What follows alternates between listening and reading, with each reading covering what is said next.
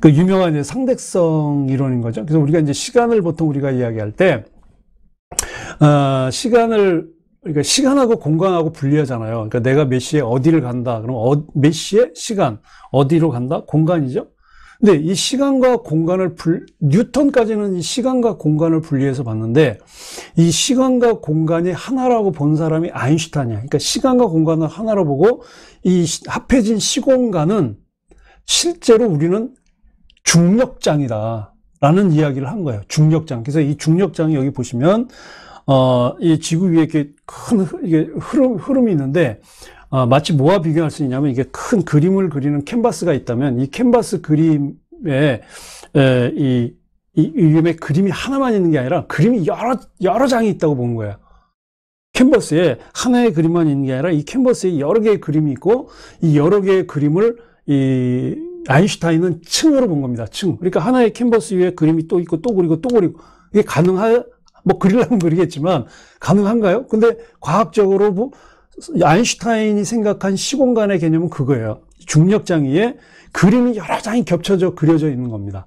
그래서 그 그림을, 여러 장의 그림을 층으로 본 거고, 여러 층으로 본 거고, 인간이 살고 있는 지구가 돌고 운동하는 것은 바로 그 여러 층들 중에서 이 중력장 때문에 가능하다라는 거예요. 근데 이 중력장이라는 게 뭐, 그렇다고 해서 완전히 절대적이고, 뭐, 항상 똑같고 고정적인 건 아니에요. 이게 중력장은 어떤 때는 늘어났다가 줄어들었다가 또 밀었다 당겼다 하는 거예요. 중력장이라는 게. 그래서 이 중력장이 어떻게 변화하느냐에 따라서, 그러니까 어떻게 구부러지고 펴지고 밀고 당기느냐에 따라서 시공간이 변화한다고 본 겁니다. 그게 상대성 이론이에요. 그래서 시공간은 휘는 거죠. 그러니까 마치 여러분들 그 영상 많이 보셨을 거예요. 상대성 원리를 설명하는 그 영상을 보면 이런 그물망이 펼쳐져 있는데 그물망 위에 공을 하나 탁 돌립니다. 그럼 공이 뱅글뱅글 돌죠. 그럼 공이 돌면서 이 그물망이 휘죠. 그 휘는 게 중력장이라는 거예요. 그 휘는 게 바로 시공간이라고 본 게 아인슈타인입니다. 그러니까 이런 어떤 시공간의 개념으로 그 중력장이 시공간이고, 이 중력장의 변화에 따라서, 그러니까 늘어나고 줄어들고에 따라서 시공간은 늘어났다 줄어났다 한다. 그렇기 때문에 시간은 장소에 따라서 항상 일정하게 흐르지 않는다라고 본 겁니다. 그러니까 어떤 두 사람이 이제 서로 다른 속도로 움직일 때, 그 두 사람의 움직임을 볼 때 그 사건에 대해서 그 시간이 다른다는 거예요. 그러니까 한 사람은 기차를 타고 기차 안에서 뛰어가는 사람과 한 사람은 기차 밖에서 뛰어가는 것. 근데 기차 안에서 뛰어가는 사람이 기차 밖에서 뛰는 사람보다 더 느릴 수 있어요. 천천히. 근데, 밖에서 보는 사람은, 서로 다른 서로 다른 시간하고 공간에서 일어나는 걸로 보고 거기에 대해서 같은 사건으로 본다는 거예요. 그래서 아인슈타인의 상대성 이론이 이제 제일 먼저 나온 게 1905년 이제 특수상대성 이론인데, 뭐 복잡해서 이건 제가 간단하게만 그냥 이 정도로만 얘기하고요. 그리고 이제 한 10년 뒤에 이제, 1915년이죠. 이제 일반 상대성 이론 나옵니다. 그러니까 특수상대성 이론은 시간과 공간의 구조에 관한 내용이고요. 일반 상대성 이론이 이제 그 시간과 공간이 결합돼서 나타나는 어떤 그 형태, 그게 이제 연속체라고 본 거거든요. 그래서 뉴턴이 시간과 공간을 분리해서 봤고, 그리고 시간과 공간은 서로 영향을 주지 않는 어떤 별개의 어떤 것으로 봤다면, 아인슈타인은 이 실험을 통해서, 상대성 실험을 통해서 시공간은 하나이고, 그리고 시간과 공간은 서로 작용을 하고, 공간이 어떤 질량을 가진, 물체에 대해서는 공간이 휘어진다. 이건 이미 실험으로 태양의 빛이 지구를 통과할 때 빛이 휘어지는 그런 실험도 했고, 실제로 이 상대성 원리가 맞다라는 게 이미 뭐 증명이 많이 됐거든요. 그래서 이런 이 19세기, 이제 20세기도 이제 뉴턴 이후 이제 아인슈타인의 상대성 이론이 나오면서 우리가 전통적으로 가지고 있던 시간과 공간의 개념은 완전히 깨졌습니다. 즉, 아인슈타인의 물리학을 통해서 시공간에 대한 개념이 완전히 깨졌는데, 그러니까 핵심은 이거죠. 아인슈타인이 얘기한 시간은 장소에 따라서 다른 속도로 흐른다는 거예요.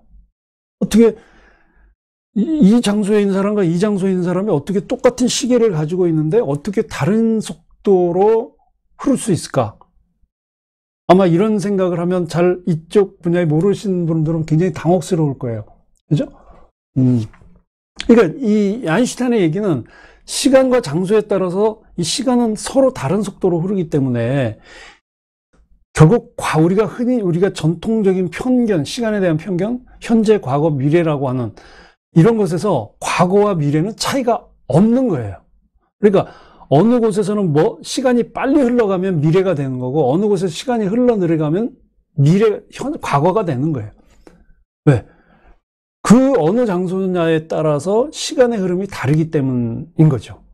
그래서 물론 이제 뉴턴부터 시작을 했지만, 이 물리학, 17세기부터 시작된 이 물리학이 우리가 그동안 철학에서 또는 종교학에서 또는 이제 종교의 교리로 절대 불변의 가치라고 생각했던 이 현재, 과거, 미래라고 하는 기존의 생각을 깨트리고 이 시공간에 대한 새로운 어떤 개념을 제시를 했습니다. 우리가 생각하는 이 세상의 기본 구조가 우주는 하나고, 그리고 그 우주는 똑같은 지금이 실제한다고, 실제한다고 생각하거든요. 그리고 모든 사람들한테는 과거는 다 똑같아. 지금 여기 있는 저에게 있어서 과거나 지구 반대편에 살고 있는 독일이나 유럽에 있는 사람들의 과거는 똑같다고 생각해. 그리고 과거는 이미 고정돼 있고 이미 지나갔기 때문에 이제 없어진 거다. 그런데 미래는 아직 열려 있다. 그래서 아직 결정되지 않았다. 그래서 이런 것들에 대한 이 전통적인 개념이 깨지는 거예요. 이런 것이 깨진 거죠. 그래서 이 산에서 아까 제가 말씀드린 것처럼 산보다 아래에 있는 장소는 아까 시간이 느리게 간다고 그랬잖아요. 시간이 느리게 가는 게 아니라 모든 과정이 다 느려요. 그 사람도 더 늦게 늙고 또 식물도 덜 자랍니다. 그러니까 산 위에 있는 사람이나 산 위에 있는 식물이 더 빨리 늙거나 빨리 자라요. 그러니까 왜 그러냐? 아래쪽에 지구의 중력에 가까울수록 시간이 더 느리게 가기 때문입니다. 그게 바로 아인슈타인의 상대성이래요. 중력이 약할수록 시간은 빨리 간다. 그러면 산 아래에 있는 평지에 있는 사람은 지구 중력과 가깝기 때문에 시간이 천천히 가겠죠. 근데 지구 중력과 멀리에 있는 산에 있는 사람은 지구 정력과 멀리 떨어져 있기 때문에, 즉 지구의 중력이 약하게 작용하기 때문에 시간이 빨리 간다라는 개념이에요. 이게 아인슈타인이 얘기한 일반 상대성 원리의 핵심이에요. 물리학 상대성 이론이나 물리학 이론을 처음 접하시는 분은, 물론 저도 이 기초 물리학을 굉장히 오랫동안 책을 많이 보고 공부를 했어요. 물론 수학 공식을 가지고 하는 물리학은 아니고 기초 물리학 정도이지만, 이 시공간을 이해하기 위해서 이 물리학의 이해가, 왜냐하면 시공간에 대한 이해가, 물리학적인 이해가 현대 물리학, 지금 이제 양자역학은 이제 조금 더 발전했는데, 이 이해가 되지 않으면 전통적인 종교에서 말하는 과거, 현재, 미래라는 시간 개념으로는 지금의 시공간을 설명할 수 없다라는 거죠. 그리고 실제로 지금의 시간은 그렇게 바뀌어가고 있던 거예요. 바뀌어가고 있다는 거죠. 그래서 이런 어떤 시간의 변화, 이 시간의 변화에 대해서 알아낸 사람이 이제 아인슈타인인데, 바로 이거예요. 아인슈타인 이전의 시간 구조는 이랬어요. 자, 시간 1이 있고 시간 2가 있고 시간이 여러 시간들이 이렇게 평행해서 있는 거예요. 그러니까 한국에서 살고 있는 A라는 사람의 시간, 미국에서 살고 있는 A라는 사람의 시간, 그 시간과 공간이 다 달라? 그리고 나라고 놓고 봤을 때, 나라는 A라는 사람이 놓고 봤을 때, 나라는 A라는 사람의 일의 시간이 있어요. 이게 과거라고 한다면, 나라는 사람이 지금 하고 있는 이 일의 시간이 있어. 현재라고 우리가 흔히 말하는. 그리고 아직 다가오진 않은 나에게 올 미래라는 시간이 있어. 이렇게 층위로 나누어진 일직선의 시간이라고 하는 것이 아인슈타인 이전의 시간 구조였다면, 아인슈타인 이후에 아인슈타인이 생각해낸 시간은 이거예요. 바로 원통 뿔형의 모양으로서 이렇게 다양한 공간과 시공간이 똑같이 존재한다는 거예요. 이게 똑같이 존재하는 거예요. 그러니까 한 사람의 경험이 다른 시공간에서 이루어지고 있다는 거예요.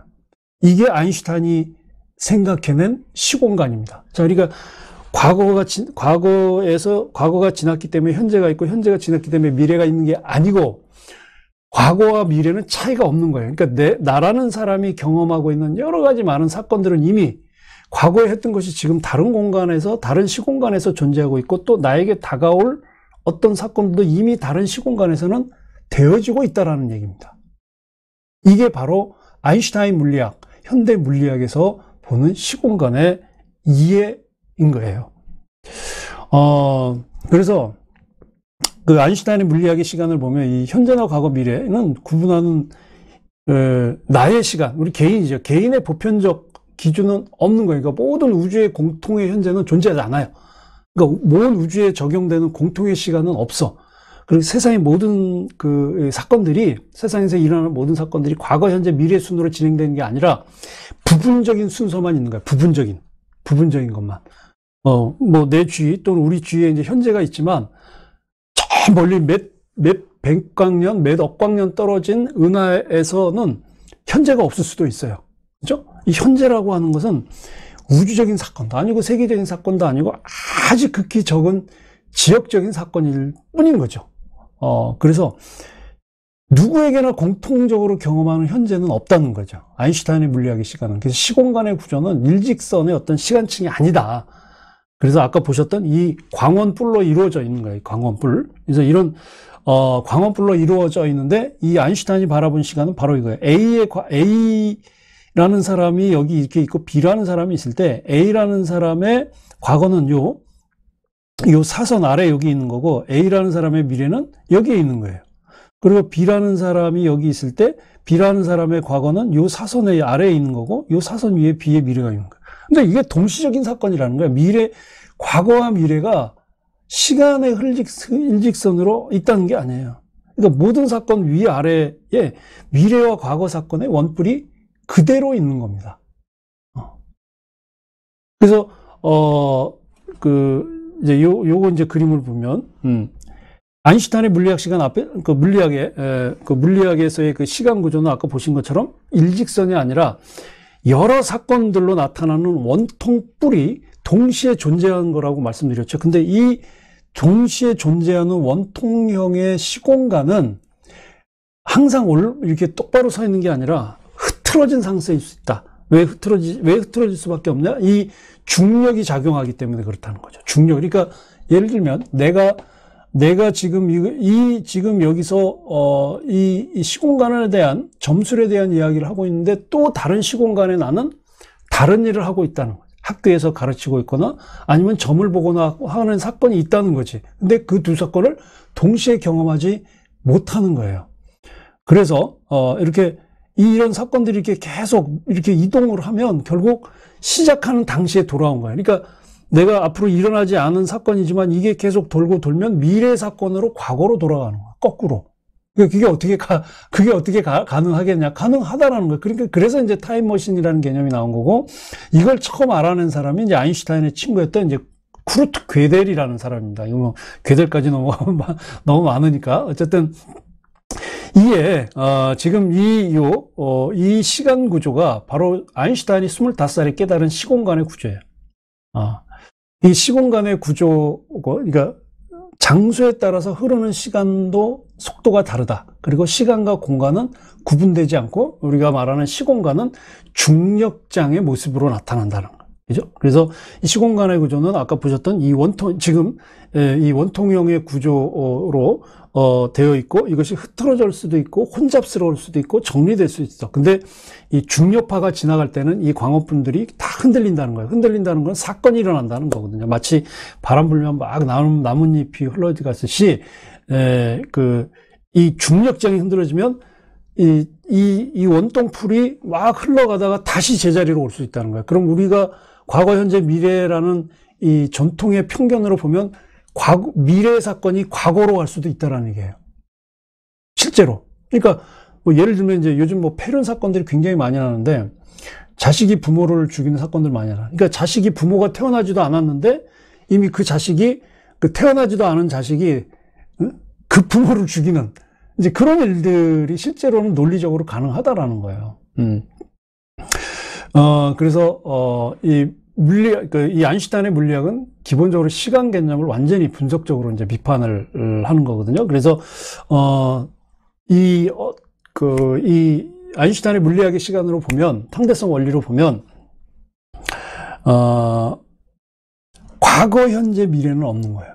그러니까 점으로 보면, 그러니까 제가 이제 점에 대한 이야기를 하기 위해서 물리학, 철학, 종교에서의 시간, 종교에서의, 특히 기독교에서의 과거, 현재, 미래라는 일직선적인 시간관, 그리고 종교에서의 아리스토텔레스의 시간관, 변화하는 사물이 있기 때문에 시간이 있다라고 하는 거, 그리고 그걸 깬 뉴턴의 시간관, 그리고 아리스토텔레스와 뉴턴의 시간관을 사실 다 흡수했죠. 그래서 시공간을 새롭게 규정한 아인슈타인의 물리학의 이야기까지 제가 말씀을 드렸는데, 지금은 이 아인슈타인 물리학의 시공간을 대부분 받아들이고 있습니다. 그러니까 과거, 현재, 미래는 그냥 언어상 쓰는 문법일 뿐이고, 그 과거, 현재, 미래를 이야기하는 종교의 교리에서만 나타나지, 실제로 이 과학에서는 아인슈타인의 시간관을 그대로 받고 있어요. 그리고 이 양자 물리학이 나온 것도 이 아인슈타인의 이 상대성 원리에서 더 연구돼서 나온 거, 물론 이제 조금 다른 흐름이긴 하지만 이렇게 계속 가요. 앞으로 또 어떤 과학의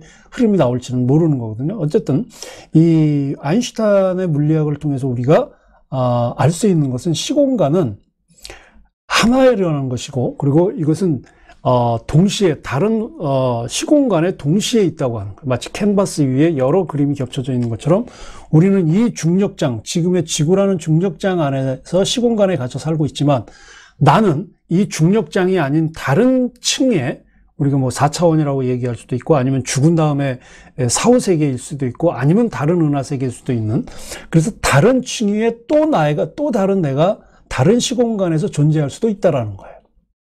근데 실제로 제가 점을 치면서 보면 그 사람이 앞으로 어떤 일이 일어날 것인가 안다는 게, 저는 제가 처음에 말씀드린 것처럼 이게 과연 미래를 아는 것일까? 아니라고 얘기했죠. 그래서 저는 아인슈타인의 물리학의 논리에 근거해서 본다면 어떤 사람에게 있어서 일어날 일은 이미 그 사람이 다른 시공간에서 경험하고 있는 것을 알 수 있는 능력이라는 거죠.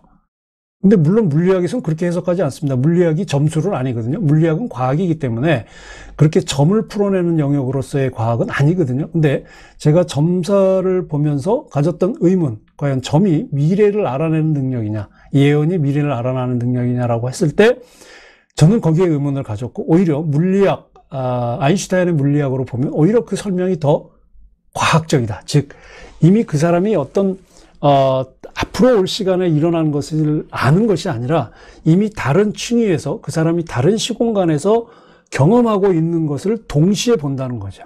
제가 A라는 사람이 저에게 상담하러 왔어요. 자, 이 사람이 앞으로 뭔가를 선택해 다른 어떤 직업을 선택하려고 하는데 어떤 것이 좋은지 제가 이야기를 해줄 거 아니에요? 선택에 도움이 될 수 있도록. 그럼 그 사람은 이미 다른 시공간에서 그것을 경험하고 있다라는 거예요. 그래서 그 직업을 가지고 경험을 할 때 일어나는 일을 본다는 거죠. 근데 그게 미래냐? 아니라는 거죠. 아인슈타인의 물리학에서 보면 미래가 아니라는 거예요.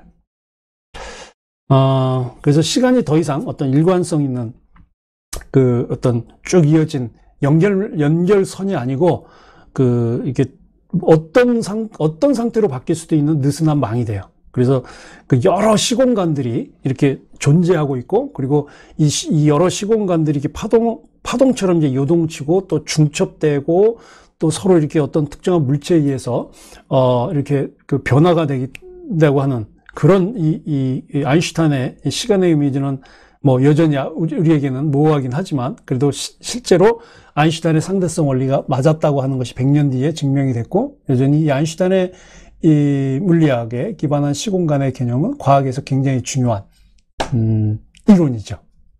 자, 시공간에 대한 물리학적, 기초물리학적 이해를 통해서 점사의 신비성 그리고 과학성에 대한 이야기를 설명을 드렸습니다. 충분히 짧은 시간에 설명을 드리다 보니까 조금 빨리 갔는데, 오늘 점수 예언의 신비성, 신비, 그 과학성, 시공간에 대한 물리학적 이해, 오늘 여기까지 하겠습니다. 감사합니다.